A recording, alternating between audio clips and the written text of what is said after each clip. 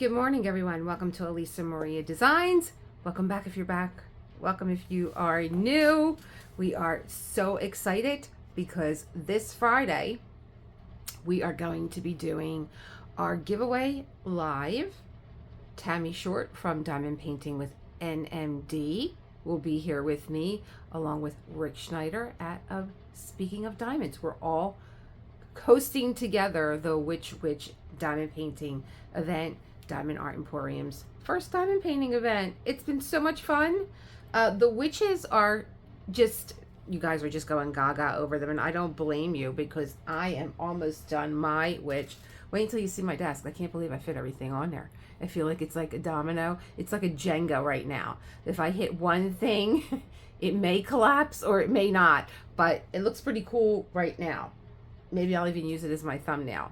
So what I'm going to be doing this morning is I am going to be diamond painting, and then I'm going to do a voiceover because we're going to be into chapter 2 of The Bad Seed. I did a list of questions while I was on the bus to the Bronx Sunday for Ferragusto. I like to always use the feminine verb. Is it a verb? Ferragusto is it's a noun. I like to use the feminine noun of, person, place, or thing. Ferragusto, it's male.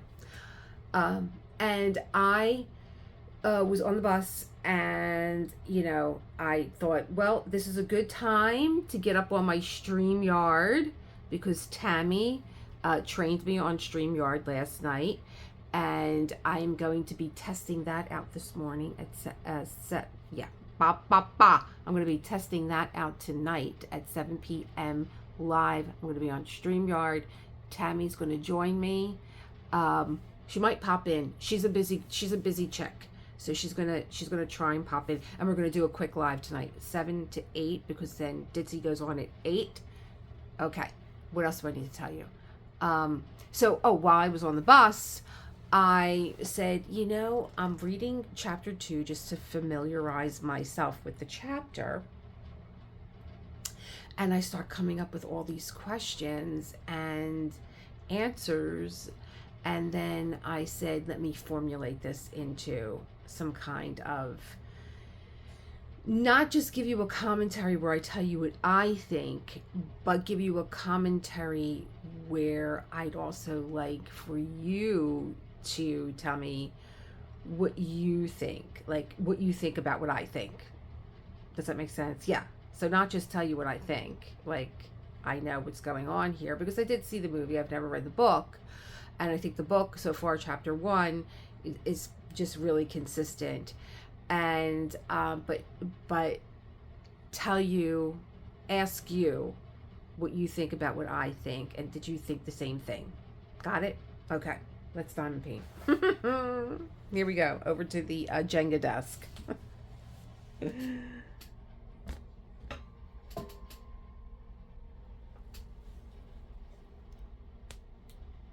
The Jenga desk. Here we go. Oh, I made this too tight. I actually fixed my tripod. And I was like, let me make everything nice and tight. Yeah, well, now I can't move anything.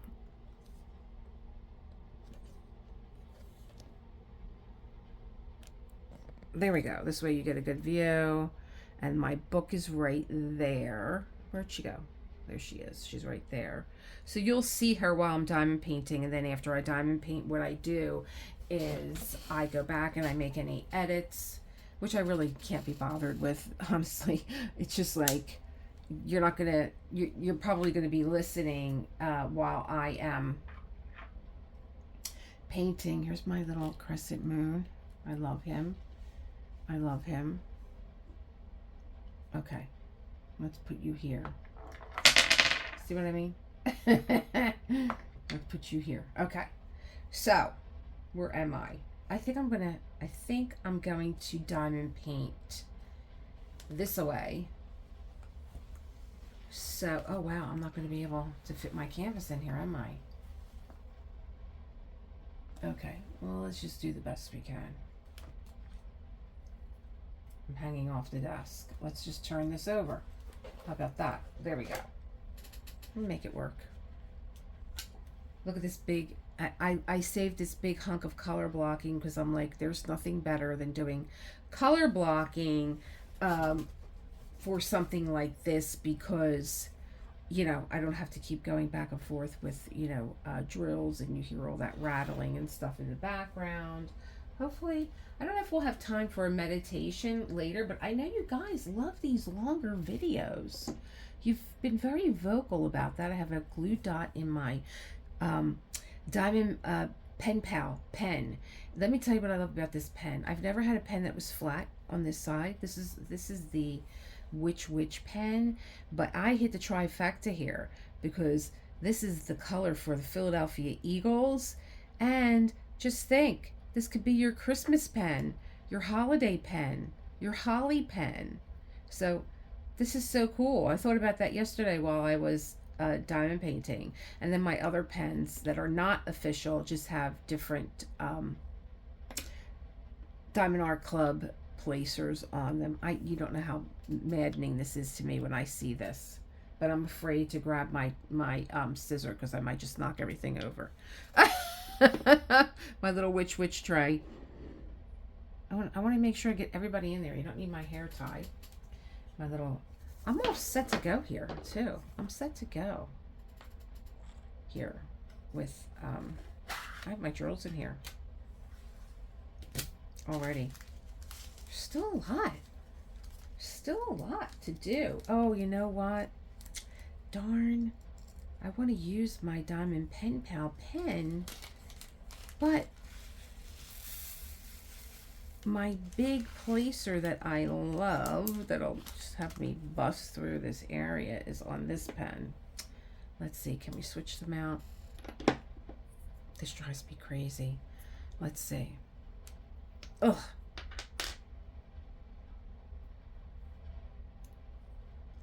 Can I switch you out and you'll stay on? Oh, this is going to drive me nuts. I think you're on there tight. Let's see. Okay. I see you. You're not even on the desk. You're right here. I'll put you in the skull head after. There we go. There we go. Woo! And then, but I want to make sure you guys can see what it is I am doing. What is she doing? Here comes Foofy. Oh, there we go. Very nice. All right.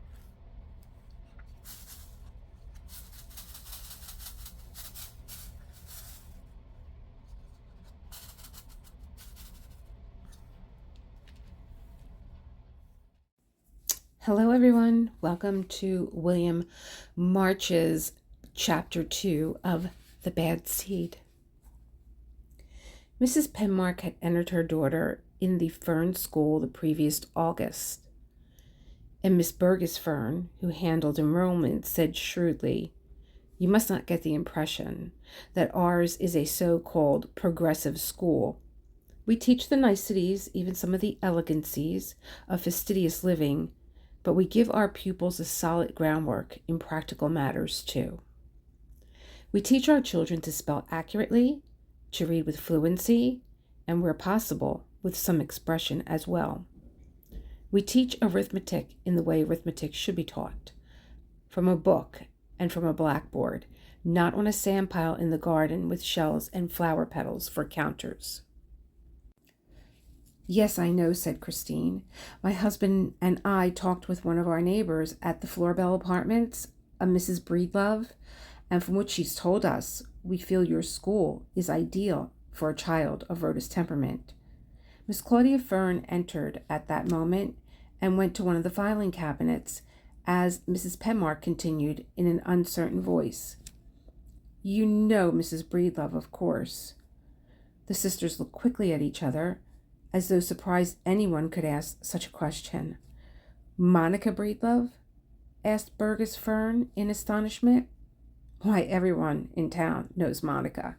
She's one of our most active citizens. She won the Civic Association Award a couple of winters ago as the most valuable citizen of the year." Miss Octavia Fern came in and sat at her desk. She said, smiling gently, I'm afraid I'm not familiar with the name Penmark. It's an unusual name, and I'm sure I'd remember it. Have you been here long? No, not long at all. My husband is with the Calendar Steamship people, and we were transferred here from Baltimore only a week or so ago. We hardly know anyone so far. Miss Fern sighed, as though approaching an unwelcome task, and Christine, seeing the direction her mind was taking, said in a propitiating voice, "My husband's people are from New England. The name Penmark is better known there, I'm told." "Ours is not an inexpensive school," said Burgess Fern. "Our tuition is high, which is to accord with the standards we use in choosing our pupils. We reject far more than we select." Miss Octavia said, "You will find neither false pride nor snobbery here. We are sympathetic with the problems of children, and we operate on a basis of complete non-prejudice. But we do not consider the best interests of a child are served through minimizing the standards of excellence his ancestors have established, a course of action fashionable in some quarters during the reign of the Roosevelts. And we do not believe it wise to play down what his forebears have accomplished or to belittle what they have collected in a way of prestige, fame, or worldly possessions." She waited and then said, "In other words, while we advocate the democratic ideal, we are convinced that such an ideal is possible only where all members of a particular group come from the same level of society, preferably a high one." Mrs. Penmark turned these remarkable statements over in her mind and said, "I think you'll find our family background acceptable." In a more careful voice, she added that she herself had been born in the Midwest, and as a child had lived pretty much all over the country. She had taken a degree at the University of Minnesota, graduating the summer before Pearl Harbor. Her scholastic record had not been distinguished. She had got by reasonably well, and that was about all. She hesitated, looked down at her hands, and then said, "My father, to whom I was devoted, was killed in a plane crash during the Second World War. His name was Richard Bravo, and he was quite well known at one time as a columnist and a war correspondent." Of course," said Miss Octavia. "I'm familiar with his work. He had imagination and a beautiful prose style." She turned to her sisters. They nodded in agreement, and she went on, "He was a man of depth and understanding. His death was a great loss." "There's a book of his collected pieces in the library," said Miss Burgess, but Miss Octavia raised her hand as though the matter were settled, as though Mrs. Penmark had now established beyond question the eligibility of her daughter, and said, "Our enrollment is limited, as you probably know, and already we have our quota for the next term. But my sisters and I will surely find a place for the little granddaughter of Richard Bravo." Then rising, she bowed and went out of the room. Miss Claudia, the youngest of the sisters, found what she sought in the files and said, "So Monica Breedlove is a neighbor of yours?" "At one of the carnival balls, it was the year I came out, she stepped on my train and pulled it off. I was so embarrassed. I went home and didn't dare come back." "Monica was the first woman in town to bob her hair," said Miss Burgess. "And she was the first woman, at least the first respectable one, to smoke in public." "When you see her," continued Miss Claudia, "tell her I think she stepped on my train because Colonel Glass had danced with me 3 times that evening and hadn't danced with her once." Christine nodded and promised to do so, but she forgot until the morning of the picnic, when, as she approached the school, she saw Miss Claudia trailing a paper-filled burlap bag across the lawn. She smiled, remembering, and after Mrs. Breedlove had parked her car and Rhoda had joined a group near the fig trees, she repeated Miss Claudia's words. At once, Mrs. Breedlove laughed and said she remembered perfectly. "It happened at the annual fancy dress ball of the Pegasus Society, and all she'd done really was put the toe of her dancing slipper on poor, frowsy Claudia's train and exert just the tiniest bit of pressure as Claudia giggled and walked away on the arm of Colonel Glass. And, as she expected, the train detached itself and pulled away, like something out of an old Marx Brothers movie. The trouble was that the Fern girls, in those days at least, were so hard up for ready cash that their wardrobe was a joint one, a sort of grab bag which each felt free to use when occasion demanded it. And so they were always arranging and rearranging the parts of their wardrobe in different patterns, in different color contrast, hoping to achieve somehow the illusion of freshness. But since everything was borrowed for the one occasion only, nothing was sewn firmly together, as the clothes of others were sewed. Instead, everything was tied and pinned and basted hurriedly, so that it all could be taken apart the next day and used again. Mrs. Breedlove laughed gaily and fanned herself for a moment in silence. Then she went on to say that Claudia had been quite correct in suspecting her motive. She had done it on purpose, all right, but not because Claudia had danced 3 times with Colonel Glass, whom she remembered as a pompous and most tiresome man, interested in fishing and regenerative power of discipline impersonally applied, but because Claudia was making such a play for her brother Emery, and she determined, no matter what else happened to the Wages family, there wasn't going to be a disarranged, cow-like Claudia Fern in it. The 2 buses were drawn up to the curb, and already some of the children had taken their places. Mrs. Breedlove, looking about her, called to Rhoda, and when the child joined her, she said, "Where is the little Daigle boy, the one who won the penmanship medal? Has he arrived? I haven't seen him." "There he is," said Rhoda, standing there at the gate. The boy was pale and remarkably thin, with a long wedge-shaped face and a full pink underlip that puckered with an inappropriate sensuousness. His mother stood possessively beside him, an intense woman with protruding eyes.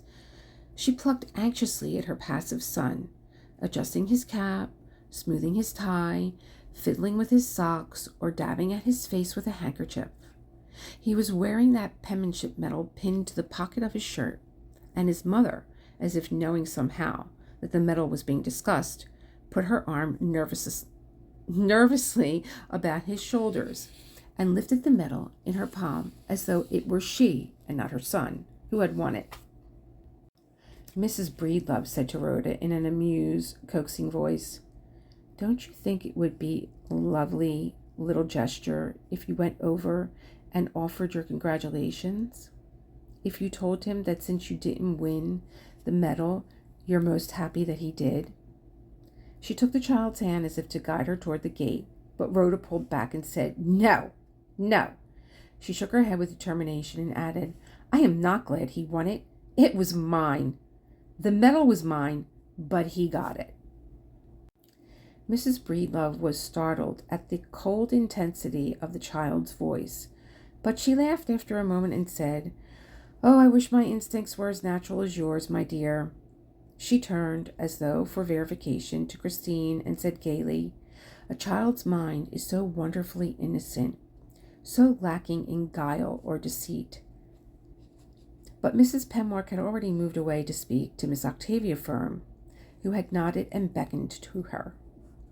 They stood together beside the small side porch where the star jasmine bushes were, and Miss Octavia said, "My sisters and I are so disappointed that Mr. Penmark didn't come with you today. We never met him, although we're anxious to do so, since we've heard so many pleasant things about him. Everyone says he's such a capable young man. Actually, we'd hoped to see him yesterday at the closing exercises, but I suppose he was too busy to get away." Christine explained that, at this period of his career, her husband's work kept him away from home much of the time. Currently, he was in South America to make a survey of port facilities along the West Coast. He'd embarked only the week before. The only news she had of him thus far was the cable that announced his arrival. She missed him, of course, but she resigned herself to the inevitable fact that this time he'd be gone all summer. Had it been possible, he most certainly would have come to the closing exercises of the day before, as he, in turn, had heard much about the Mrs. Fern, and had often expressed a wish to know them personally. They seated themselves in rockers on the porch, and after a time, Miss Octavia, long used to the unasked questions of parents, said, "Are you interested in what we think of Rhoda and of what she's accomplished since she's been with us?" Mrs. Penmark said that she was, adding that the child, almost from babyhood, had been something of a riddle both to herself and her husband. It was a thing difficult to isolate or identify, but there was a strangely mature quality in the child's character which they found disturbing. Both she and her husband had thought that a school like their own, a school whose accent fell on discipline and the old-fashioned virtues, would be the ideal school for Rhoda, would eliminate, or at least modify, some of her upsetting factors of her temperament.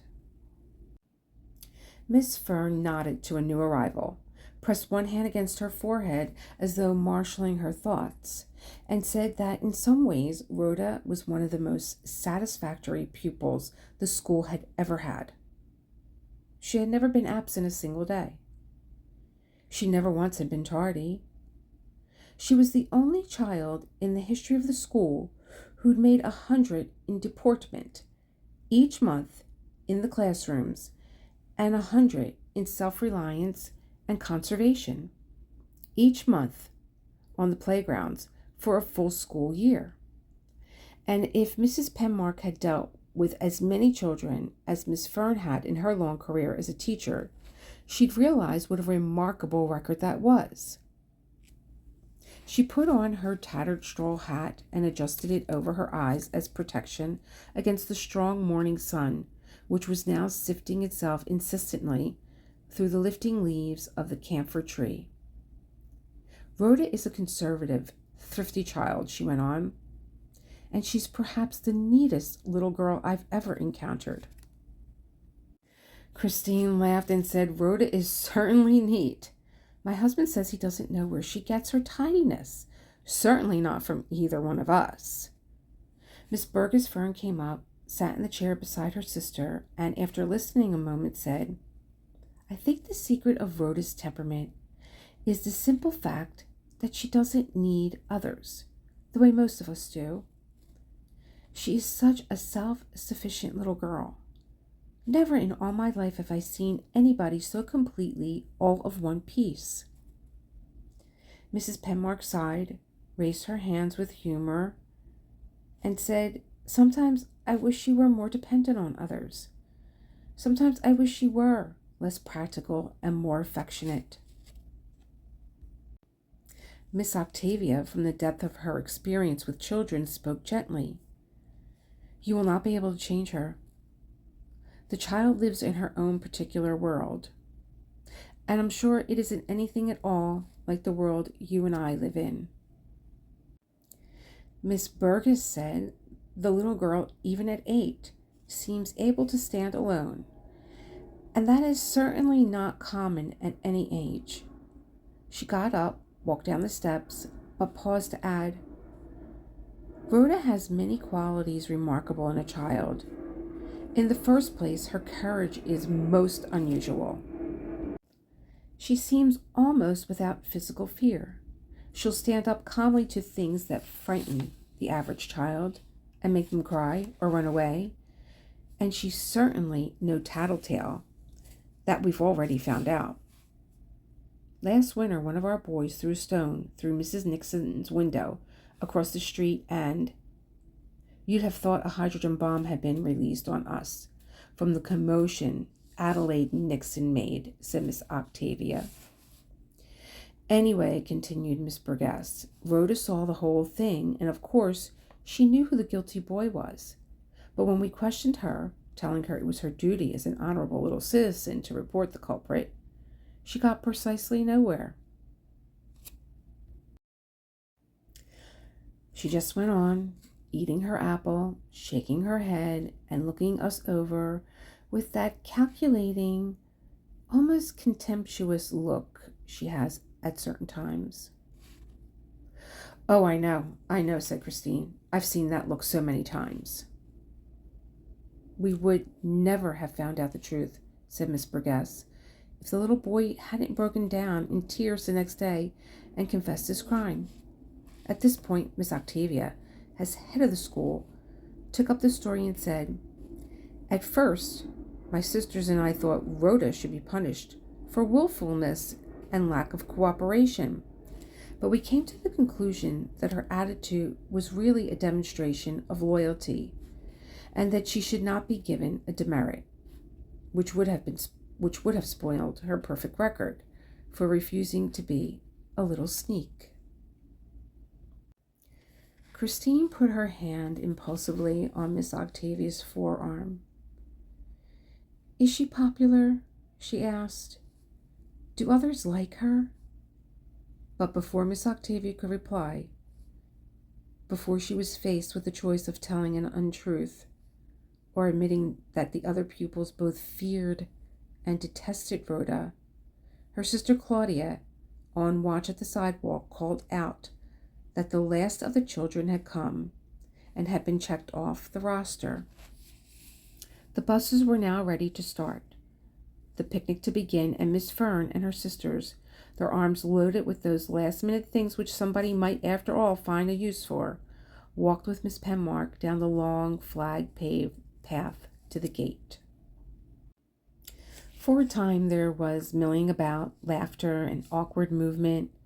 Then, at length, the Fern sisters, their assistants, and their pupils were all stowed safely away, and the first bus pulled out from the curb, the driver turning his head, listening, and turning his head again with the quick movement of a suspicious bird. The lead bus had been parked in the driveway beneath the low-hanging limbs of the camphor tree, and as the driver moved his bus forward, it scraped the green branches of the tree, causing a rain of fluttering aromatic leaves to fall to the pavement below. At the first movement of the lead bus, at the first holiday note of departure, two Airedales, who had lain contentedly with muzzles resting on their out-thrust paws, sprang up from the lawn of the house across the street and barked hysterically, springing into the air in frenzy, whirling and running along the fence. The cap of one little boy blew off and rolled into the street, and the lead bus stopped while Miss Monica Breedlove, flushed and laughing, ran forward and restored the cap to its owner. A little girl in the following bus dropped her slate, which for reasons of her own she had thought appropriate to bring along on a picnic. Out of the window, and the driver of that bus, to the accompaniment of shouts, catcalls, and piercing finger whistles, stopped his bus, went back and retrieved it. In the interval, Miss Daigle rushed to the bus side, a final clutch at her son. She caressed the damp, unresting hand he held out to her and said, "Has your headache gone? Have you got a clean handkerchief?" The driver, returning with the slate, said with exaggerated patience, "Watch it. Watch the window, lady." "You must not overexert yourself," said Mrs. Daigle in a tense, anxious voice, "and keep out of the sun as much as you can." Slowly the buses moved forward again, and people came to their doors to smile and call out to the travelers. Then the drivers turned the corner, but cautiously remembering Miss Octavia's repeated admonitions, and the street was calm once more. The picnic had begun in earnest. It was then that Rhoda moved from her seat and took possession of one nearer the little Daigle boy. Her eyes were fixed steadily on the penmanship medal, but she did not speak at all. Then a moment later, when she felt more sure of herself, she stood in the aisle beside the boy, stretched out her hand and touched the medal. but Claude pulled away and said, "Why don't you go someplace else? Why don't you leave me alone?" After the buses had disappeared, Mrs. Penmark moved in the direction of Mrs. Breedlove's automobile.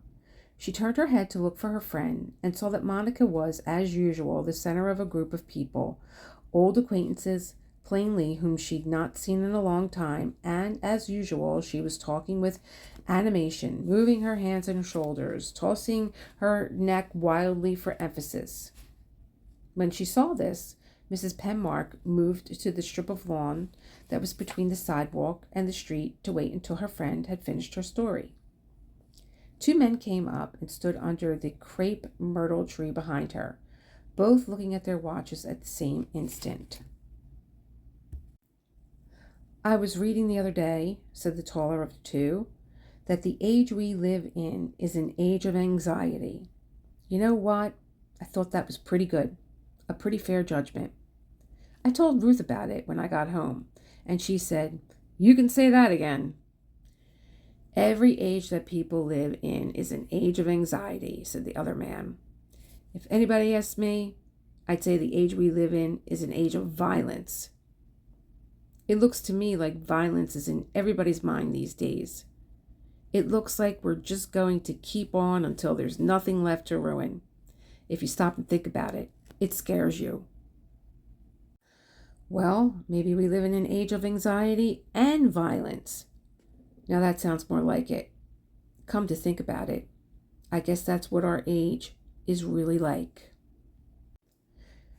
They shook hands, made a date to meet for lunch the following week, and walked toward their beckoning wives, while Mrs. Penmark stood quietly, turning over in her mind the things she had heard.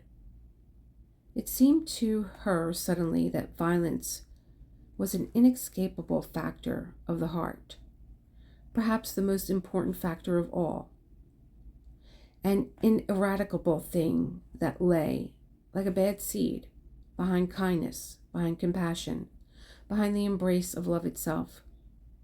Sometimes it lay deeply hidden, sometimes it lay close to the surface, but always it was there, ready to appear, under the right conditions, in all its irrational dreadfulness.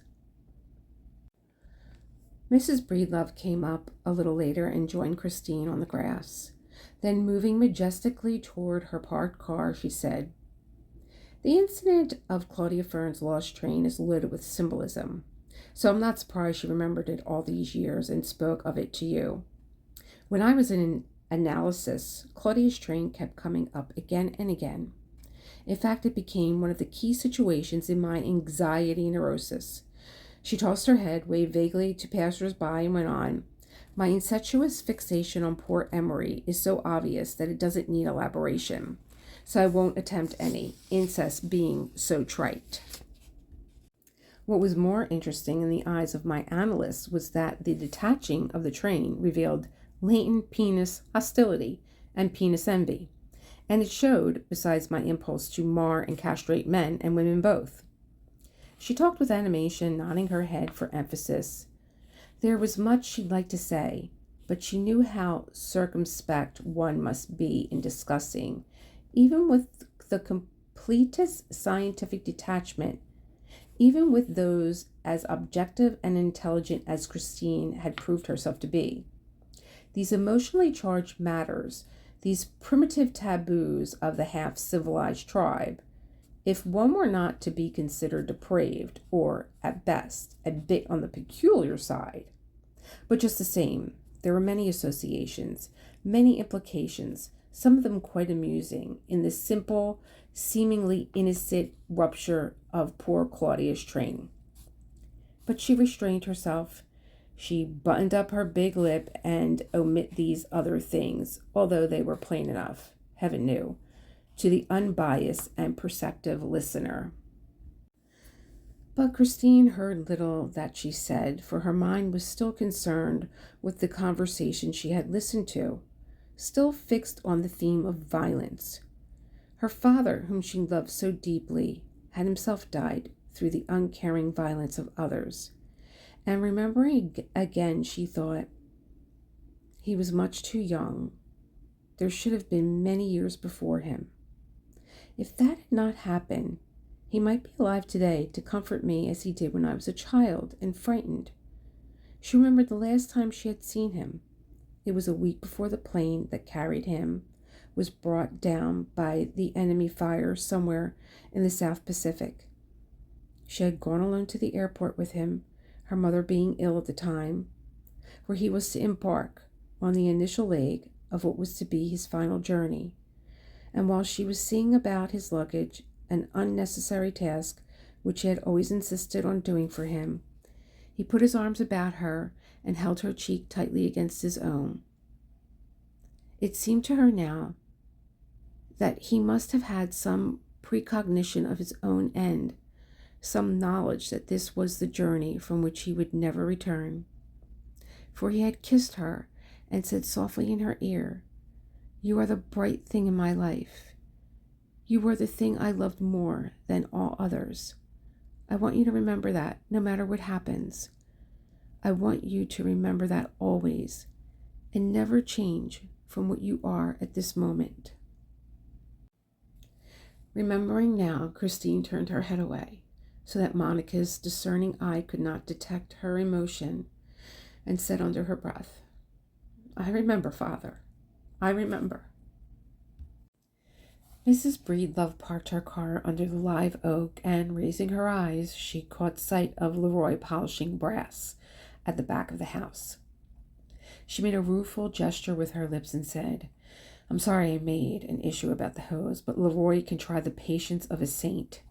I remind myself that he hasn't had our opportunities or advantages, and that I have no right to expect too much from him. But of course, I go on losing my temper and forgetting my fine sentiments." Hearing Mrs. Breedlove's voice, Leroy looked up and caught her eye. She nodded and waved gaily to him to show that their misunderstanding was a thing of the past, that she no longer cherished hard feelings, nor bore him malice, that she had found it in herself to pardon his rude behavior. But Leroy was not to be placated so easily, now that victory was so plainly his. He did not return the greeting. He only stared at her, shrugged his shoulders, and disappeared around the side of the building in the direction of the courtyard, where the new garages, once the old carriage houses, were. He rested against the building and spat on the cement, his mouth twisting with the sourness of his discontent. That know-it-all, that Monica Breedlove, that loudmouth bitch. She didn't think nobody knew anything but her. Going around insulting people, going around looking down on people just as good as she was and thinking she knew it all. Well, he'd show her a thing or two one of these days. He'd show that blitch plenty, and good. It wouldn't surprise him none if she turned out to be one of them lady lovers you read about these days. His mind flooded with the obscenities, his lips shaped under his breath. Then he walked away, his eyes darting from side to side, his hands making little slashing gestures against the air. He heard the door of Mrs. Breedlove's car close, and the two women come up the walk chatting together. He stood concealed behind the big japonica bush, peering at them through the leaves. Now that dizzy blonde, that trowel-fed Christine Penmark, was something else again. He'd like to get her down in the basement someday. He'd let her have it all right. He'd turn her every way but loose. He'd put it to her all ways there were in the book, and he'd think up some extra ways besides. He'd make her holler calf rope, and when he got done with her, she'd follow him about like a begging bitch. He'd make her cry and beg him for it again, that's what. And sometimes he'd give it to her, and sometimes he wouldn't, depending on how he felt. Mrs. Breedlove, her hand on the door, glanced at her watch and cried out, "Heaven and earth, it's 8:15 already." She sped up the stairs to get her brother out of bed and off to work. Christine, once in her apartment, made herself a pot of coffee and brought it into the living room, where she sipped it and skimmed the morning paper. But her mind accepted little that she read, for her thoughts kept turning to her past. She had met her husband in New York the year she was 24, at a time when she had come to the conclusion that she would never marry at all. She had been living with her mother on Gramercy Park that year. Her mother had been ill with a heart condition, and she had devoted herself to her as best she could. She was glad now that she had had this opportunity to return, even in so small a fashion, some of the things her mother had done for her. But her mother, although she knew she was dying, refused to become an invalid or to make nagging demands upon others, and as a result, Christine had taken a job in an art gallery where the hours were not too long and where her mother could get in touch with her quickly if she were needed. That winter, a Mrs. Bogardus, one of her mother's old friends, asked Christine to a dinner party she was giving for her nephew, Kenneth Penmark, a young naval lieutenant, and she had accepted more to please her mother, who felt she was too serious, that she did not go out often enough than for any other reason.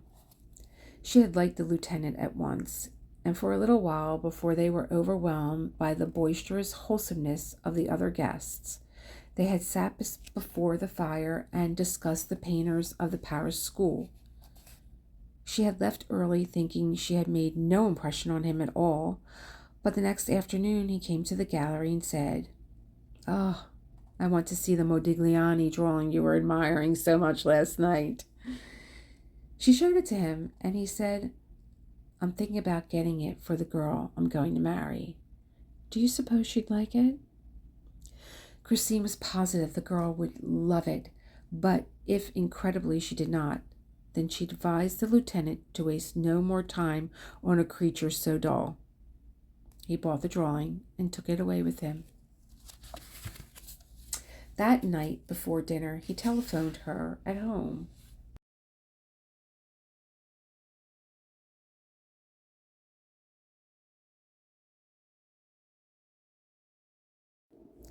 He was devoting the evening to Aunt Clara and family reminiscences, he said, so he wouldn't be able to see her as he'd hoped.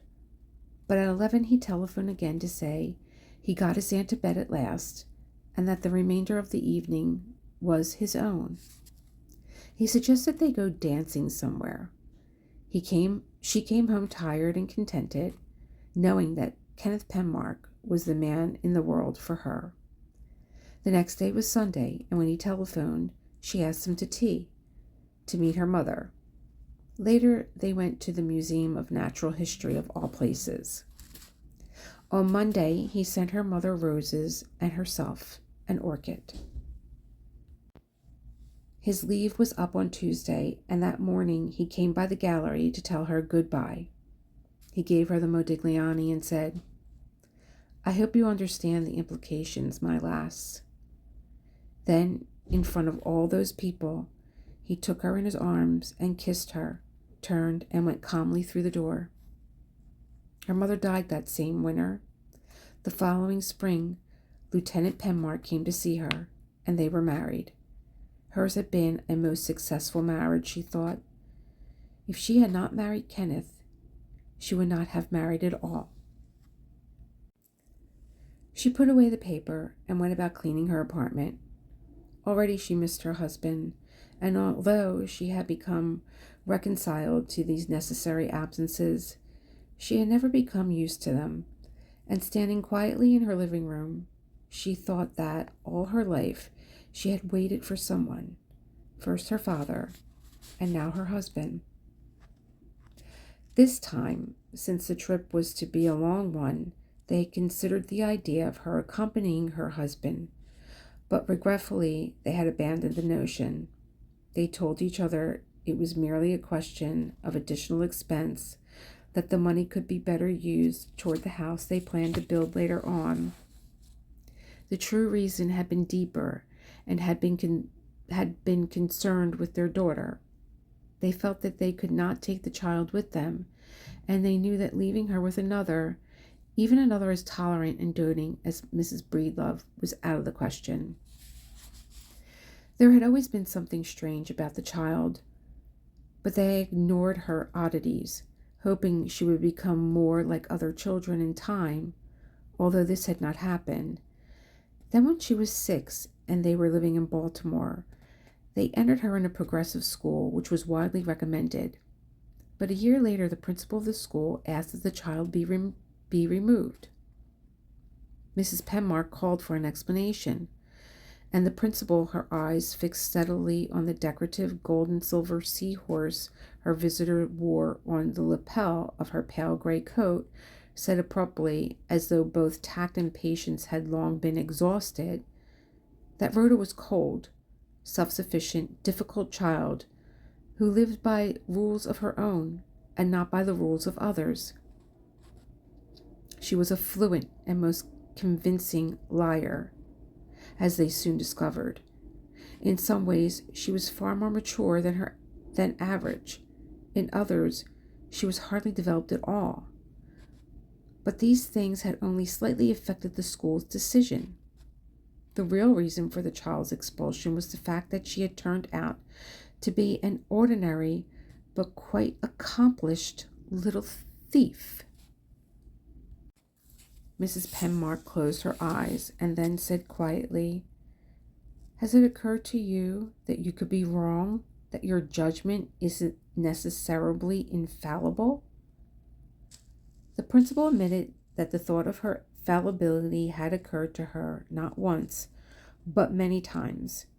It bothered her, in fact, at this precise moment, but not in reference to the thefts, for there was no doubt on that point at all. They had set a trap for the thief and had caught Rhoda red-handed. Her reaction to the child's acts had not been one of condemnation, but one of sympathy. "We've had similar problems in the school before," she finished, "and so I took Rhoda at once to the school psychiatrist for his opinion." Christine sighed, covered her face with her hands, and said in a weak voice, "What was his opinion? What did he suggest?" The principal waited, and then she went on to say that, in many respects, the psychiatrist considered Rhoda the most precocious child he had ever seen. Her quality of shrewd, mature calculation was remarkable indeed. She had none of the guilts and none of the anxieties of childhood, and of course she had no capacity of affection either, being concerned only with herself. But perhaps the thing that was most remarkable about her was her unending acquisitiveness. She was like a charming little animal that can never be trained to fit into the conventional patterns of existence. At 10 o'clock, the postman came. There was a letter from her husband, and as Christine read the closely written pages, she said, oh, Kenneth,"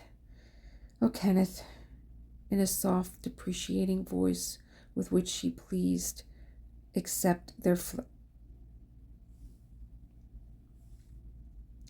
At 10 o'clock, the postman came. There was a letter from her husband, and as Christine read the closely written pages, she said, "Oh, Kenneth," in a soft, deprecating voice with which the pleased accept their flattery. Resolutely she dismissed from her mind the things that troubled her. She felt a wave of irrational happiness, for it seemed to her at that moment that she had everything a woman could desire.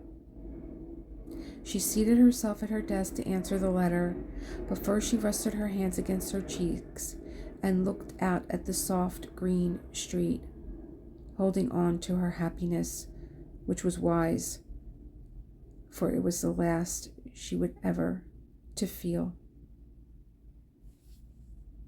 Chapter. Hi. I have not looked up once to see what it is that I am doing here. I know that I had a lot of fun doing this color blocking, though. It really was a lot of fun.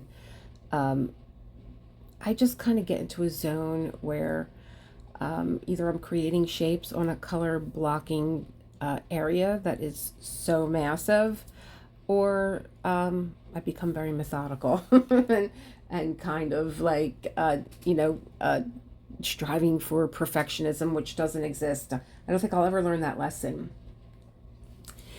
But this chapter, it was interesting to me because I tried to keep the movie out of my mind. And this has been very easy to do because the book is following the movie. And I don't know if I should tell you like the differences that are in the movie. There's one discrepancy here that I've read. I don't know. Let me know if you want to know what the discrepancies are instead of me like maybe just telling you and then you're like, oh, I wanted to watch the movie without knowing all these things. And that's what the movie was such a commercial success, that there are varied endings in the novel, in the stage play, and in the movie.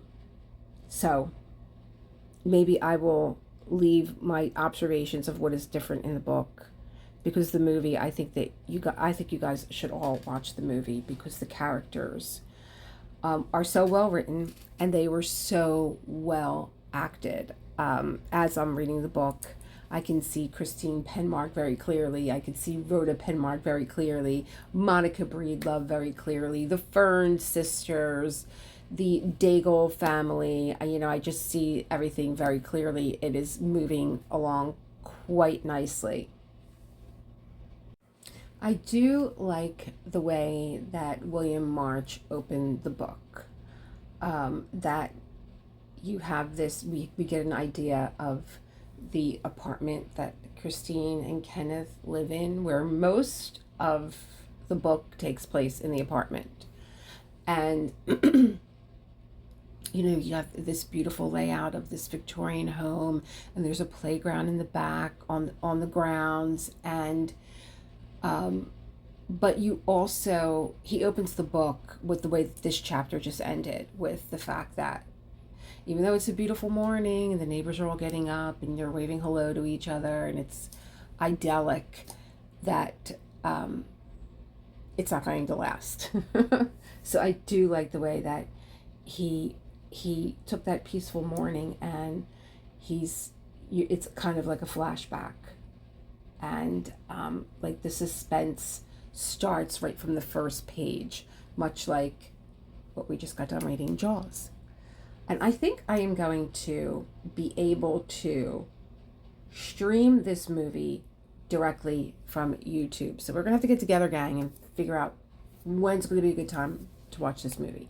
When to watch this movie, when to have a Moogle meetup with my members. A lot going on, but it's fun. And Christine, to me, as a mom, and this is going to sound odd, but I don't like I guess maybe when the Daigle mother came in and how she was doting on her son, and we get this like vision of this very, thin, almost like anemic child, that she's doting on every aspect of him, his socks, his hair, his little medal. Where like you don't get this with Christine, and I don't think that you would have gotten it even if Rhoda wasn't self-sufficient. Rhoda's very self-sufficient. She's up in the morning, she's dressed, her hair is done, and of course, like it's like I just got done saying perfectionism doesn't exist, but it exists for Rhoda. Everything she does is perfect.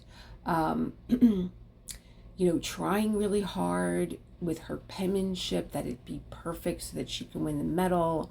The mom gets up. What mom gets up and looks in a kid's room and finds the bed's been made almost as if it wasn't slept in, and she's up, she's dressed. I mean, the only thing she didn't do was make a full-blown breakfast for her mother and for Monica.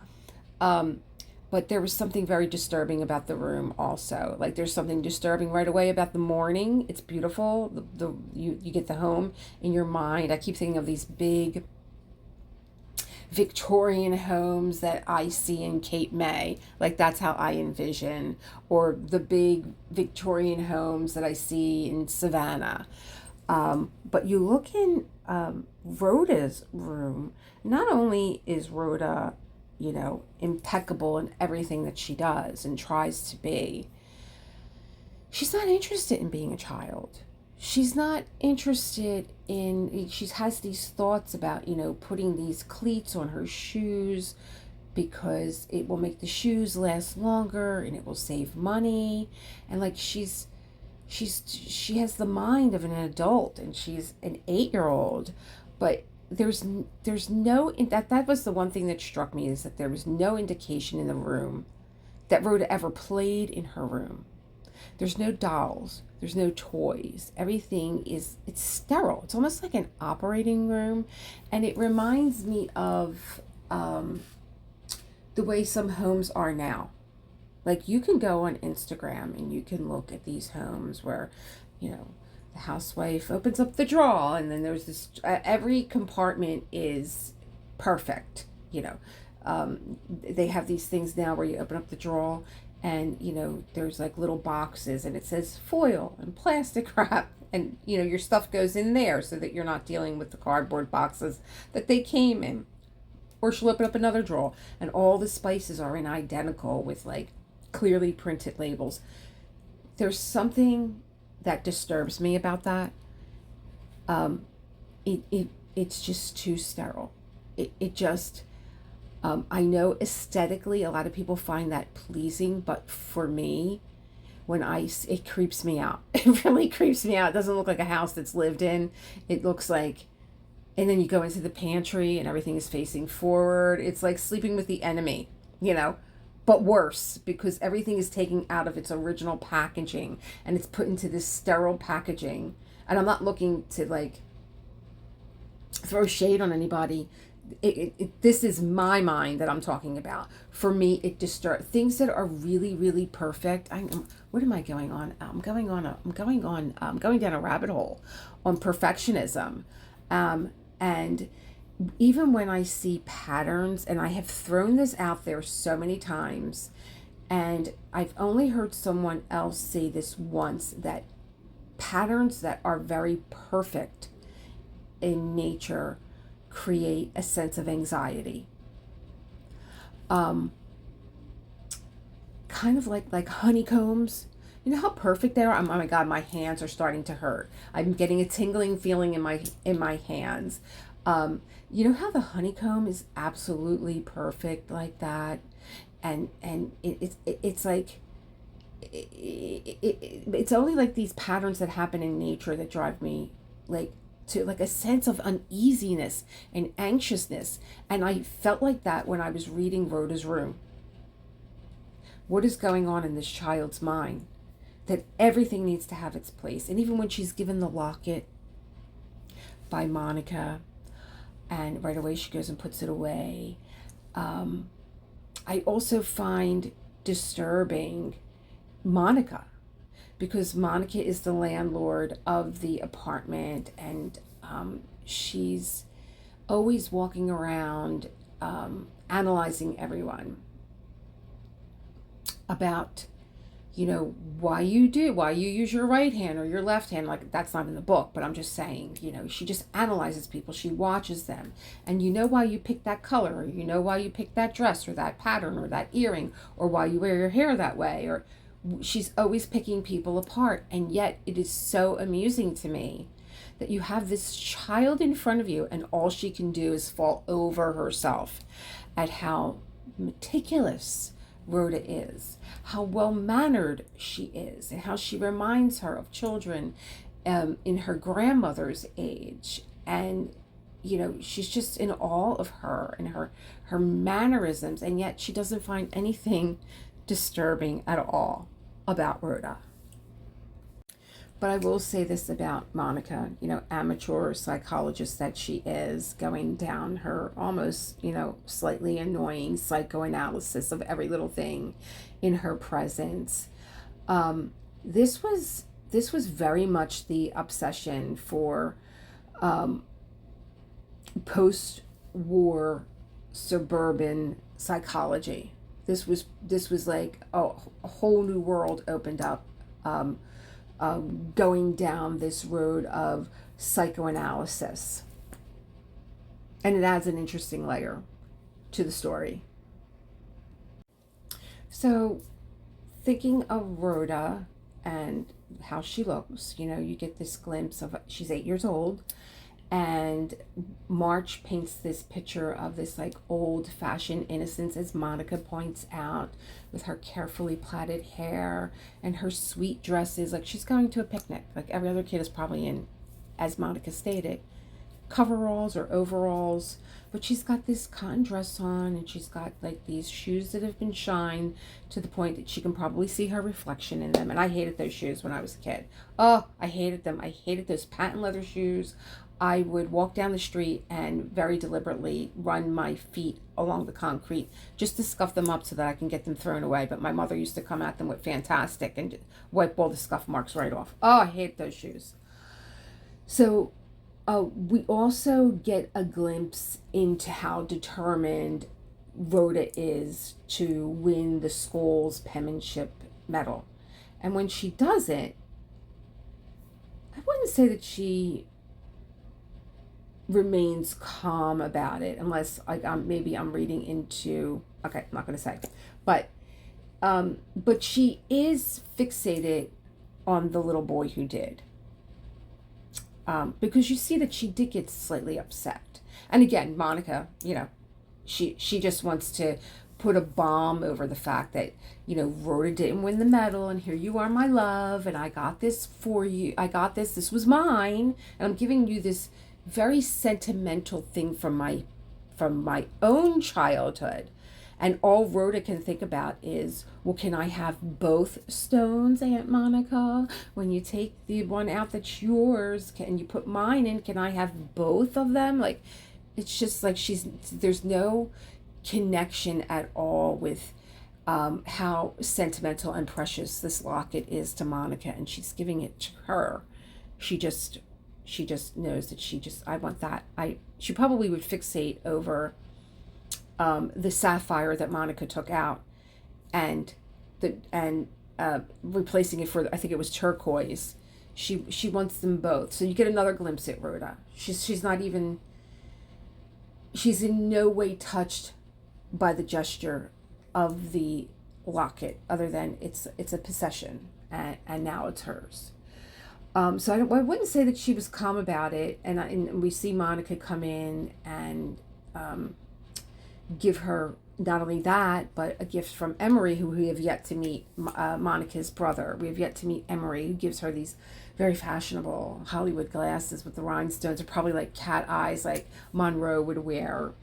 And she makes a big fuss over her because she thinks that Rhoda deserves to have this big fuss over her all the time. She's constantly tripping over herself.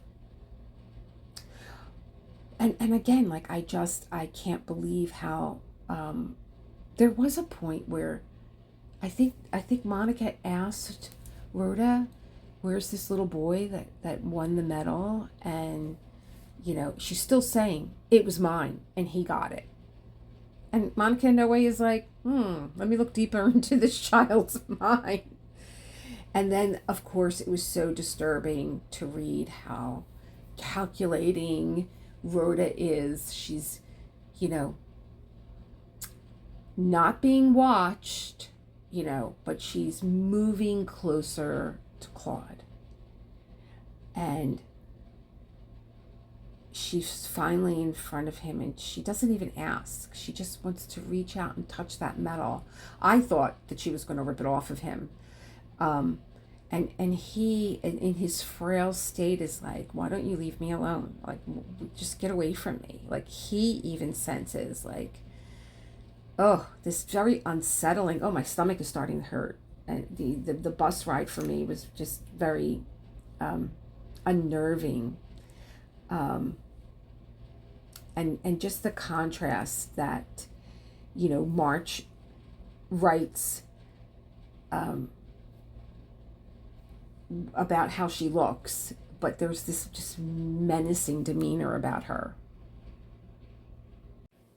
I really don't know what is more unnerving to me, the things that Rhoda says or the things that she does, or there was that one scene with the Fern sisters. Like, I again, I'm going back to Christine because I think I kind of left off there. I don't see Christine.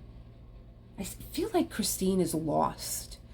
Like she's not only is Rhoda pretending to be a child, because it's like she doesn't know how to be a child. It's almost like she's just pretending to be a child and she's failing miserably. Dear God, pick up a doll or something and go plait its hair.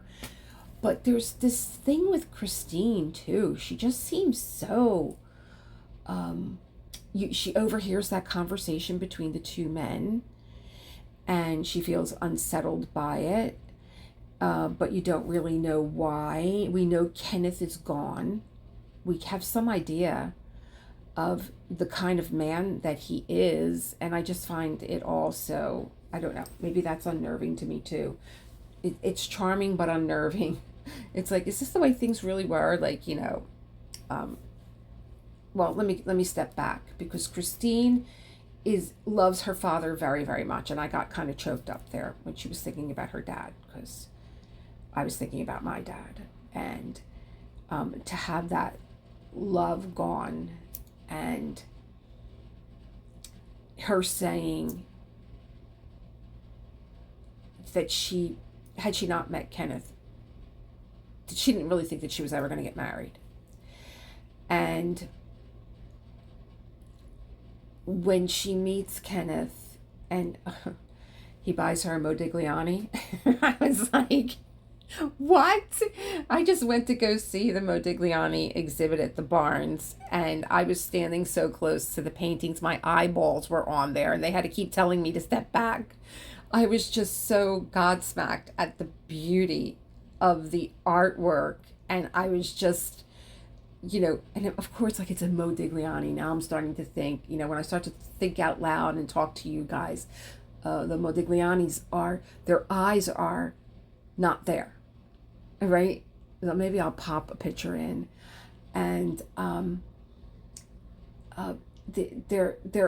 they had asked Modigliani why he never painted eyes, and he said, "I only paint the eyes of the souls that I have seen." However, the reason why I was so close to the Modigliani is that it's not that they're black and they're not there. There is an array of flecks of color in there. It's almost as if the pieces of the soul have to come together to form the eye. And so now I'm starting to think, like, oh my gosh, was that another hint that this is the painting? However, the painting, was it not expensive in the 50s? Because, like, I'm like, oh yeah, sure, just buy her a Modigliani and go to her museum where she's a curator of sorts, and buy the Modigliani and tell her that I'm going to give this to the girl that I'm going to marry. And that's like saying, oh, I'll take the Michelangelo. You know what I mean? Just give me that statue there. We'll put it in the lawn. I was like, I don't know. Like, it's like having a Picasso or a Renoir in your house. So I found that interesting. And now I'm really interested as to, was that another piece of symbolism because of the artist? So I find that interesting. But I find, almost Christine vacant. She's vacant. Like, she hears this conversation and she starts daydreaming. And then, she's kind of wandering around the house. She really doesn't have anything. What do you have to do as a mother when you have a child that's so self-sufficient as Rhoda? What is going on? And she has a friend in Mrs. Breedlove, Monica, but they've only moved in for about a week. And she's like this scared little animal that goes to talk to the Fern sisters about having Rhoda enrolled. And where's that coming from? Is it because the child has already been asked to leave another school? Is it because she is missing her husband and wanted to travel with him, but she couldn't because they're fearful to leave this kid with anyone? Or is this just Christine's personality, where this is just the way she is. She's very timid, very passive, and she very, very, in a very scared voice. Before when they're at the picnic, she asks the Fern sisters, "Does Rhoda have any friends? Is she liked?" And they're getting ready to tell her that, while they admire the marks that she makes, 100 in this and 100 in that, Rhoda is very happy to be on her own. She doesn't need the company of other children, and she's detest. And before this honest answer could come out, they're boarding the bus. There's also so much. I had so many first impressions of Christine because we opened up with her, and there's not only this beautiful day, gorgeous day that a young family should be enjoying, but there's the line where this is the last bit of happiness she's ever going to feel in her life. This opening page is where we have now left off at the end of chapter 2. This is what the opening page is. Christine is sitting at her desk. She's received a note from Kenneth, and she's writing back to him, and she feels this joy and love for him. She misses him. But you get this line that says, this is the last time she's ever going to feel any kind of joy or contentment in her life. And then the line that there's no way out. Christine, she's fragile, and I don't know what she's living with in her mind. I don't know if it's the sense, because she's not really talking about Rhoda. She's concerned about the child. They kept hoping that she would grow out of this, or maybe grow into, she can't do anything but age, so she is going to grow up to be an adult, and maybe her personality won't seem as quirky. Is she still grieving her father? But I just get this sense of pity with Christine. Just bookends, mother and daughter. For as fragile as Christine is, that is how independent Rhoda is. And again, getting back to the Fern sisters, how they said, someone, one of the boys broke a window, and Rhoda saw the whole thing, but she wouldn't say who it was. She just looked at them with this contemptuous look on her face, like, I'm not a snitch. I'm not giving anybody up. And then they somehow instead of saying, you have to be a good citizen and let us know who the culprit was so that we can make this right, they look at her as just being, well, maybe this is a sign of being loyal. But loyal to what? Being loyal to a child that broke a window? Rhoda should have wanted to do the right thing. And I didn't understand that whole thing between these three women. But Monica Breedlove does gives us a very good idea of these three, and how she doesn't want who is it, Claudia? She doesn't want Claudia Fern in her family, and she doesn't want her brother stuck with what she called this cow face.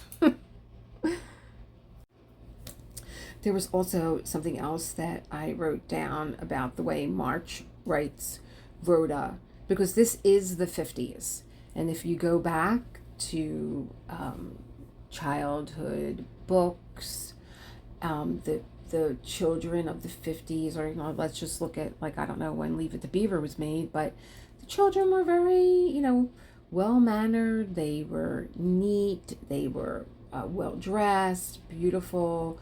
And it's not until March writes about how he describes the disappointment of not winning the medal. It's just that she just kept saying, it was mine. It was mine. Like, other kids would have had a tantrum. They probably would have cried. They would have been let down, that they lost the medal. But Rhoda just keeps this unsettling composure, and then it goes back to that unsettling scene on the bus. She's predatory. She's focused on the medal, and she is completely at odds with this appearance, this very, perfectly well-mannered, neat, beautiful child. There's just something wrong here. Oh gosh, again, my stomach's starting to hurt because it's so unsettling. It's so, oh gosh, it's so creepy. Isn't it creepy? It's so creepy. This also goes back to, my time in college and the nature versus nurture theme, because we have the fragile mother. We have a very kind and considerate father, even though we haven't met him yet. He, he built a life with Christine almost instantly. They met. She liked him. He liked her. He buys her a Modigliani. He gives it to her. He goes away. They come back. They get married. Like, it's like they don't even really know each other well. It's like this. It's like beyond a fairy tale. But we have two very good natured people, and so that you can't help but think about nature versus nurture. And I think Christine says it a lot. Me and Kenneth talk about, like, where did Rhoda get this personality from? That she's just so self-sufficient. I keep saying self-sufficient. She strives for perfection. She doesn't get her clothes dirty. She always wants to look neat and mannerly, and her appearance with the hair, and like not a hair out of place. And this book also was written when psychology was just like a major interest, and March used that, and he made a caricature of Monica Breedlove, as this. She's very excited about psychology, and she's this overzealous armchair psychologist. And again, but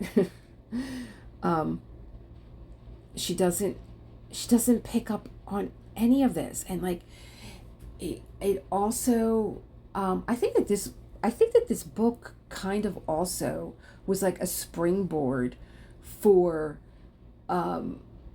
looking for other stories and movies that came forward after, about children that do have this malevolent nature. And so I'm trying to keep my thoughts, stringing them along, because I kind of jump all over the place. I think as a mother, I think I've been around one unsettling child that kind of like, you kind of just know, like, oh wow, these parents must have their hands full, because there's just something very unsettling about this child that lacks like a child that can hurt another child, or watch another child get hurt and like laugh at it. Like, where's your sense of compassion and empathy? It just seems to be lacking. And then yet you look at the parents, and they're very kind, gentle people, and they're frustrated by this child that, like, would kick a dog. I don't know that Rhoda would kick a dog, but there's just this vacancy. But there's this vacancy also in Christine, and where I'm dying to know what it is with Christine that is making her seem so distant. And I don't know that we've actually even seen a real connection, a bond of mother and child yet. I don't feel that. I don't feel that Christine is bonded with Rhoda. It's like she's living with a girlfriend, like with a college girlfriend in the next room.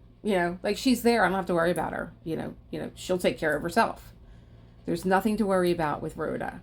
So, yeah, I did write down, like, when I was reading Nature versus Nurture, where this is the never-ending theme that has been talked about and analyzed over and over. So where do you stand in that debate? I also, trying to keep the movie out of my head, but I also find the writing almost like Hitchcock, because from the first page, it's like, you can almost hear Hitchcock saying, like, it was a beautiful morning, and the sun is shining, and the birds are actually chirping in the book. It's just like one of these just picture perfect, like, oh, I would love to live here. Look how nice the neighbors are, and everything is so, beautiful, even on a rainy day. You're living in this beautiful Victorian home. But the foreshadowing is so obvious. Something bad is going to happen, but it's not clear what and how, even though the opening line was the most obvious. You have this sense that there's a ticking bomb, and just the way that it ended with the way that it began, just in 2 chapters, it's just so, again, like a ticking bomb. Because Christine is on her own. Monica's upstairs. They come back from dropping Rhoda off at the picnic. Rhoda is at the picnic. Christine is alone. She makes herself a cup of tea. She sits down. She reads her letter. And there's just this ticking bomb. And he ends chapter 2 with, this is the last time that she's going to know peace in her life. There was something else too. I don't know how well, I would be really interested to know. I remember seeing this movie when I was homesick from school. And I must have been like in high school when I saw this movie, because I think if I was younger, it would have disturbed me. But there was something else that I wrote down that, just like the locket, the metal really, it is not something that Rhoda wants because she earned it, because it's a marker of, I tried really hard and determination to make my penmanship really as good as it can be. And I almost cried when the Fern sisters were talking about penmanship, and penmanship has been taken out of our schools. And I've told the story of how I taught my niece how to write her name in script, and she got in trouble for it in school. It breaks my heart that penmanship has been taken out of schools, and now it seems like it's making a revival. Of course it is. It's so important. Penmanship is so important, but the medal is not important to Rhoda, because she can wear it like Claude is wearing it, as a medal of success and determination and to improve himself. This is just something that she wants. It's the shiny object that she desires. And Rhoda doesn't believe in fair play and earned prizes. Just like the locket. She didn't earn that locket. It was given to her because Monica wanted to put a bomb on the fact that she didn't wear a medal. And it didn't do that. She believes in taking what she wants. And her emotional control tells her that her motivation is like selfish and that she lacks empathy. And I wonder how this would play out today, this movie. I'd be really curious. Because today, like the Fern sisters were saying, that the school focuses very much on earnestness and fair play. And growing up to be good, responsible citizens. And today, everybody gets a medal. Like, what kind of child would Rhoda be in today's world when everyone gets a medal? Like, she probably wouldn't want the medal. I don't know. I can't dive into the psychology of this child. But it made me think about the way things are today. Everybody gets a medal. Like, what kind of child do you think Rhoda would be? If no one had to earn a medal, because that's what that comes down to. No one has to earn a medal, because we don't want any child to feel bad. We don't want any child to strive for greatness. I grew up, what was the wide world of sports. The thrilling sense of achievement, I can't remember the tagline, but the agony of defeat. But it was the agony of defeat that propelled you into trying harder and earning something and becoming greater at what it is, that the brass ring that you wanted to get your hands on. Today, the painful truth is Everyone gets a medal, everyone gets a trophy, and no one really has to try, because at the end of the day, we're all getting one. And it breaks my heart that the way that I grew up, and penmanship was big for me. I loved penmanship. And there was a girl in my room, and I've talked about her in my room, Rose Blaze. Hi, Rose. I don't know if you're listening to me, but we went to school together. And Rose had excellent penmanship. And she didn't even have a big pen. She had one of those pencil cases with a black pen and a blue pen and a red pen and a highlighter and a little short ruler that went in her pencil case. And her spiral bound 3 or 5 subject notebook. And she wrote in, I think it was blue ink, and she underlined in red, and notes were in black, and things were highlighted. I mean, Rose looked like she had a printing press when you looked at her notebooks. But it gave me, I was like, I want to learn how to write like Rose Blaze. I want to learn how to have penmanship that is that neat. I just idolized her, and it made me want to work harder. And she always got the medal, not the medal. She got an award for it always went to her. We didn't even bother. We were like, okay, let's just skip over that. Just give it to Rhodes and let's move on to the next award. But I'm curious, what kind of child do you think Rhoda would be today? What kind of emotional control do you think she would have? I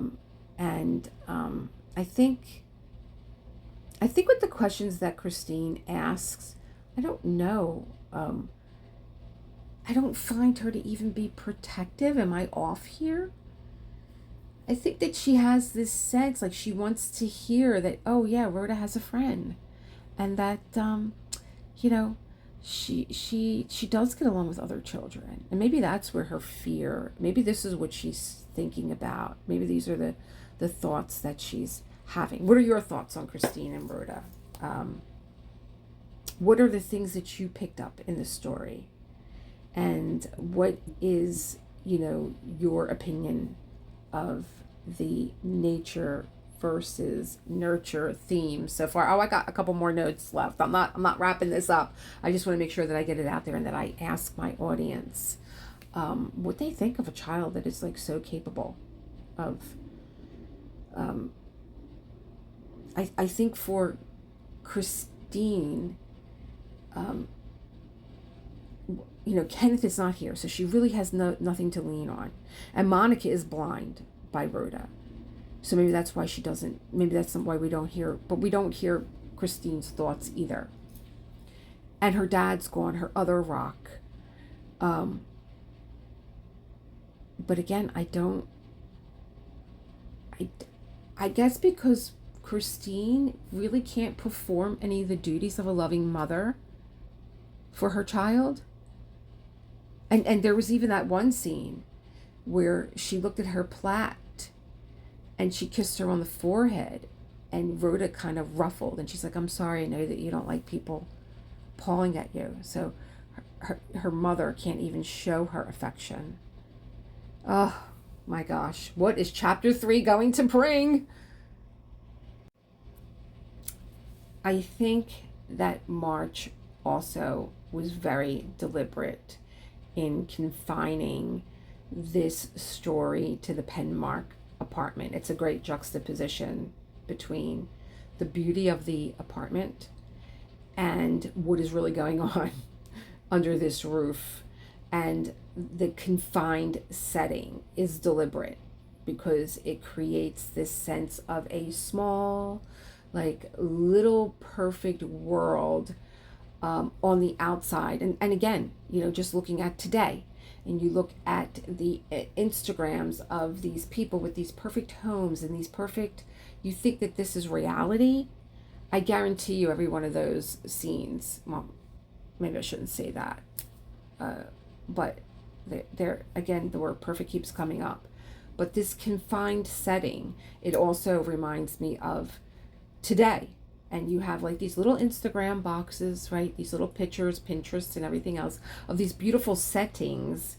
and you see the Penmark apartment much like that. And it isn't a perfect world. The mother is vacant. The child is disturbing. The apartment is beautiful. The friend in that we have in Monica so far, because there is no other friend for for Christine Penmark, is blind. She's blind like the Modigliani. Oh my gosh, how things come together when you start talking out loud. It's a perfect world that's on the verge of breaking, and the outside world is like only comes at you in these little glimpses, like the school picnic. The Penmark apartment feels safe because Mrs. Penmark can contain her daughter,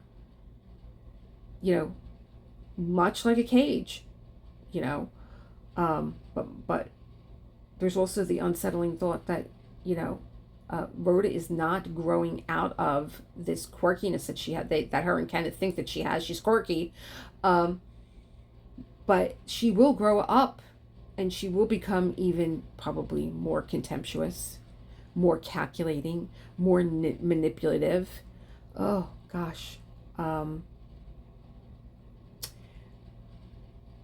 I just wanted to bring that out because like I'm a visual learner and reader, and I do see in my head this apartment, and I've only seen one other movie in my lifetime that had been so confined, and it was two of the greatest actresses ever, Anne Bancroft and Sissy Spacek, and the entire movie is kind of set like a play, and it's called Night Mother.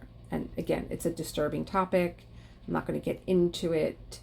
I did see the movie when I was rather young. Very, very unsettling movie. But again, that's the scene. It's very confining. It's very small. It creates a world that is kept hidden away. And in that movie, you don't even see glimpses of the outside world. At least in this book, you see glimpses of the outside world, like the picnic. And we didn't even get into Leroy and how demented and delusional he is, and how unsettling he is. And I think that March brought in another character like this because Monica's got him all wrapped up. She's like, he's got the mind of a child.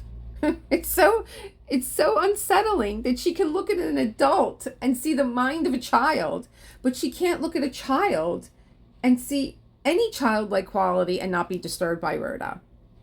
So there was also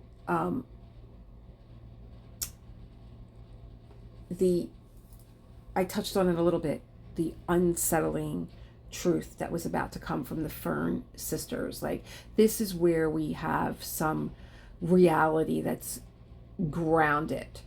They have that honest and concerning insight into Rhoda's behavior because they've never met anybody like her. That's their description of never having met anyone quite like her. And they don't seem chilled by it. They're just like, I don't know, maybe it's a sense of ego that she is at their school and we have this excellent little student. But the detail that you're reading about as the children get on the bus is never, they never get a chance to fully elaborate on how disliked Rhoda is. And that is a very classic and suspenseful tactic in writing. I'm so overjoyed that I have, for my first two books, which was Peter Benchley's Jaws and now William March, who really know how to write suspense. I'm almost starting to wonder, being that Leroy that's the way they say his name in the movie. It's spelled Leroy, Leroy, but they pronounce it Leroy in the movie. He's just this bitter, jaded, he's he's a deeply disturbed character, and I'm wondering, it's really the only, I mean, well, it's the character that Rhoda interacts with. Rhoda recognizes what is inside Leroy. She recognizes his darkness, but it's Leroy that really can't fathom. I don't think. Again, it's the mask of the child. No one's thinking that a child could be this malevolent. And in Leroy, for as sick as his mind is when he's, really like, oh, like this Monica, she thinks she's so smart, I'll make a dumbass out of her. But, it's that Christine pen mark. They have Christine like almost like she's Marilyn Monroe with the, platinum blonde hair. And he's attracted to her, and like he's going to do all sorts of things to her. I mean, he's just talking about really, like, he's going to be such a stud between the sheets that she's going to be coming around begging for him like a dog, and like maybe he'll give it to her, maybe he won't. Oh, so disturbing. But even maybe he's just there to show how disturbed an individual is, but put up against Rhoda, she's on another level entirely. I don't even think Leroy, for as disturbed as he is, really fathoms how deeply malevolent Rhoda is. So I'm so anxious to get to chapter 3. And rather than, pose questions here, I'll put them in the description, because I know you guys really enjoy some quiet time and diamond painting. And so that's the way I'm going to finish this out. Thank you for joining me. I can't wait to get to chapter 3. I'm not going to do this on a weekly basis because I'm enjoying this book so much, and I hope you are. And I will pose some questions to you in the description, and if you should feel so desired to answer some, or if you want to have a discussion, maybe on my Discord about this, that would be great. I'll do a little platform over there and we could talk about it. Yeah, let me know. I think that would be fun too. That would be fun to get together and like have a little round circle of those of you that are loving this book and loving the character, and you can bring questions with you. How about that? We can do that in the middle of my 2 events. Okay, guys, enjoy the music, enjoy the rest of the diamond painting, and I will see you as always in the next one. Keep creating that world that you want to live in. I'm doing it. I do it for me, and I do it for you. Have a good one.